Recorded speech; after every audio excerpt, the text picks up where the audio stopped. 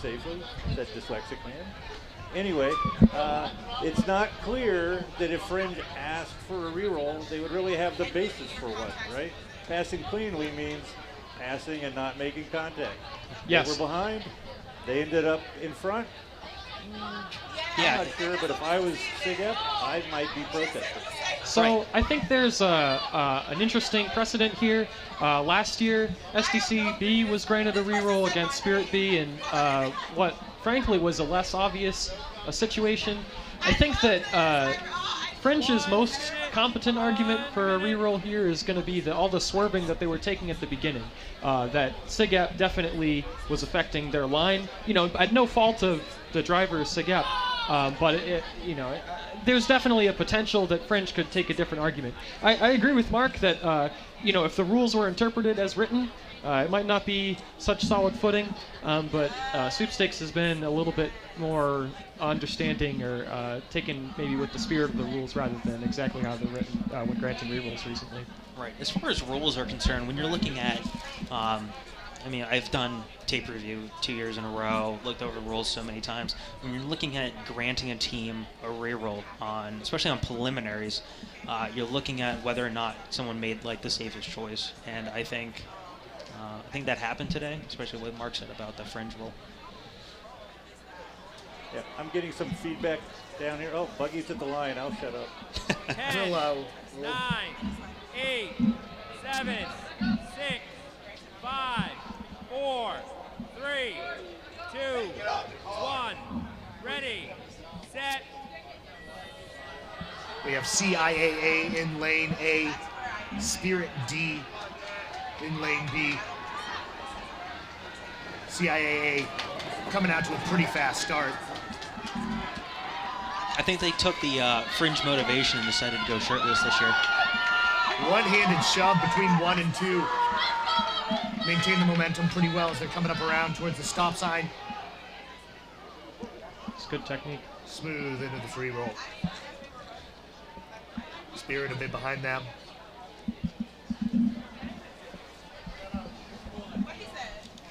The CIA, this very much about the technology, these quality buggies, really good in the free roll.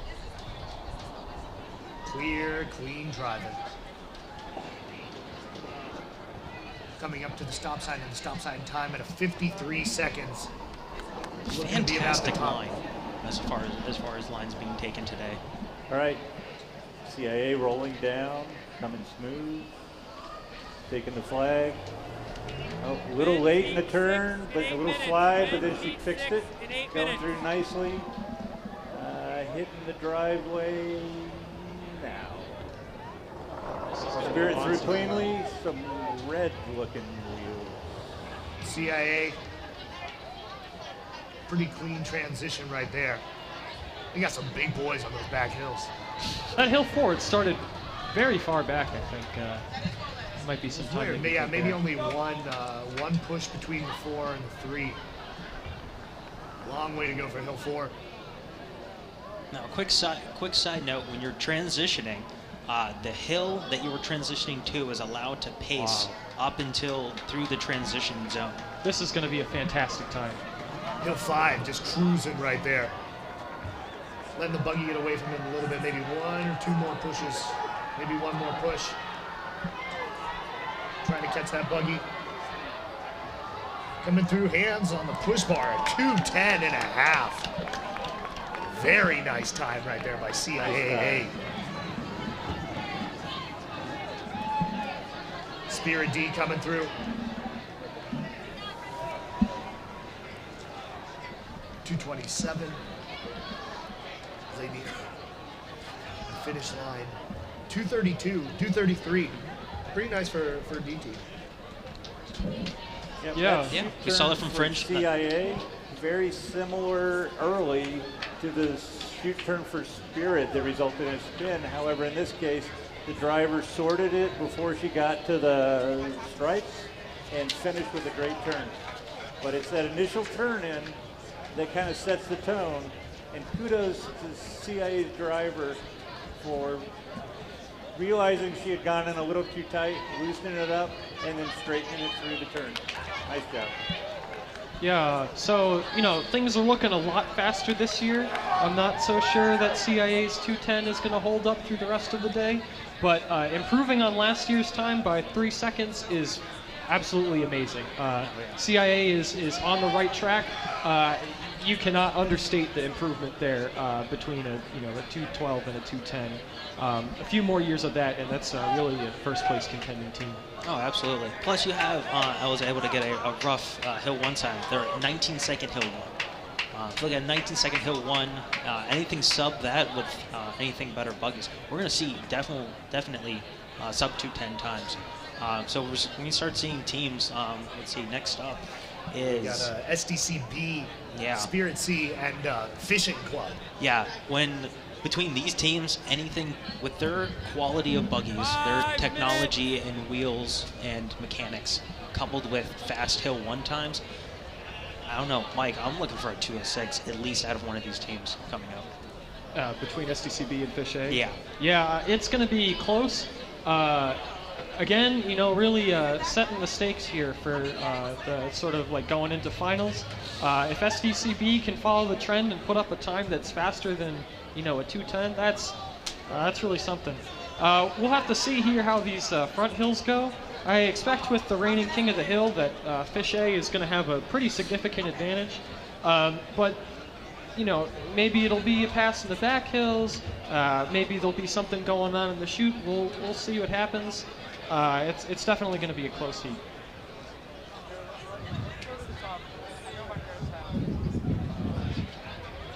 Teams getting set, coming out here. This is also notably fishing team's chance for redemption. If you remember, they missed the push bar last year. And so you've got a great stage, right? A really competitive heat. It's going to be exciting. Got all the juices flowing. Hopefully they get the juices all the way to their fingertips and onto that push bar. So That's a lot of juice there, Mike. Hey, Will, many listeners at home may not be aware of why there's a team called Fish. Can Sure. you fill them in? It's a great question. So, Fishing Club, not a historical buggy franchise by any means. However, due to some technicalities, Pi Kappa Alpha was unable to push this year. So a good number of their brothers and buggies, whatnot, were joined into the CMU Fishing Club. However, there are some rules with it which may help or hinder them. We're really not quite sure, where only 50% of the team can be affiliated with the fraternity. And so because of that, they actually have brought in some folks who wouldn't have been brothers, wouldn't have been able to push with them, were at a traditional Pika team. So the buggies you're going to be seeing are Pika buggies. Majority of the guys you're going to see are Pika guys. But they do have some folks mixed in outside of the house, and I do believe varsity athlete types. So they could be. I don't think we want to get them in even. trouble. No. Well, I mean, it's anybody. It's an independent. It's an independent organization that loves to fish and push buggy. That's allowed within the rules. So it'll be interesting to see, how they do here. With this new team kind of being formed. Later in the game, but obviously some very good raw talent there.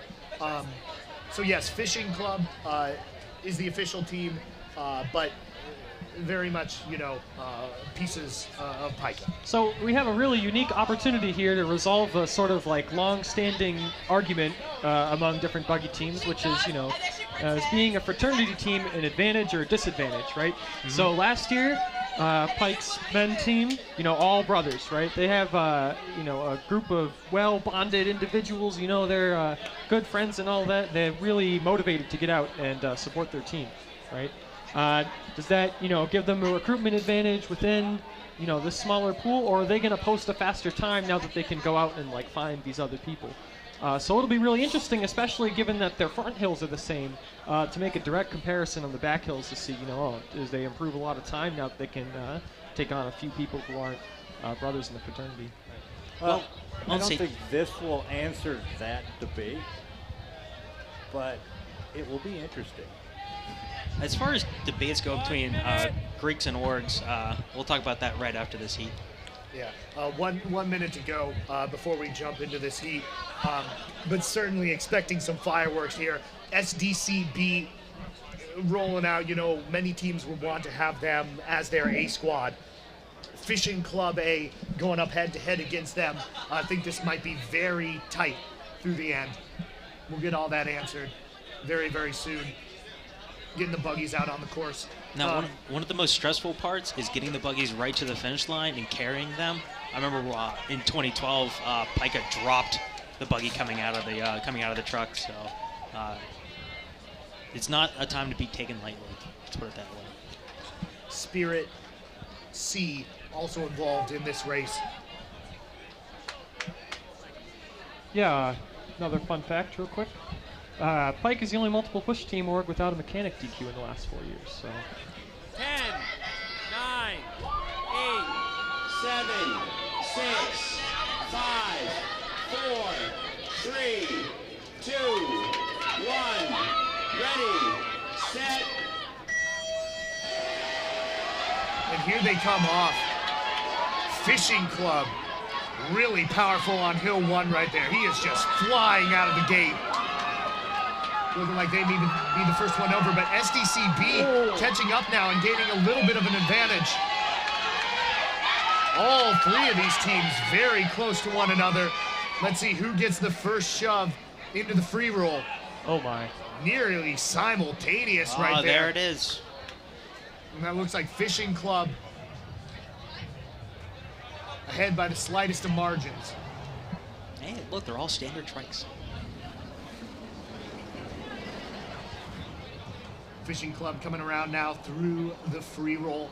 Maybe 2-3 buggy lengths between them and SDCB. Spirit C, pretty nice showing, losing a little bit of distance there. About a 52-second stop sign time for Fishing Club as they're coming towards the chute. All right, buggies heading towards the chute flag, maintaining station. Smooth. Oh, SDC took a very aggressive early, then shed a ton of speed. Not a spin, but massive amount of speed shed. I expect Spirit to catch them here on Hill 3. And here we go, Fishing Club rolling way up into Hill 3. Ton of momentum behind that. SDC and Spirit neck and neck. This could be some interesting stuff between the pushers right there. Fishing Club clear first place right here. They've done the 3-4 transition. SDC B, Spirit C, both now going with that 3-4 transition. But Fishing Club way, way ahead, coming with a pretty powerful backhill push. Let's see what their time looks like. It may be able to challenge CIAA as they transition now to that Hill 5, looking to be a little bit slower than CIAA, but that guy is flying. Coming up now, approaching, getting near the finish line, looking to maybe be a little bit over 210. Let's see, we'll get that finish line cam. It's coming from overhead. And he didn't. Wow, Fishing Club did not get the push bar. SDCB able to grab it there. Spirit C, very nice time.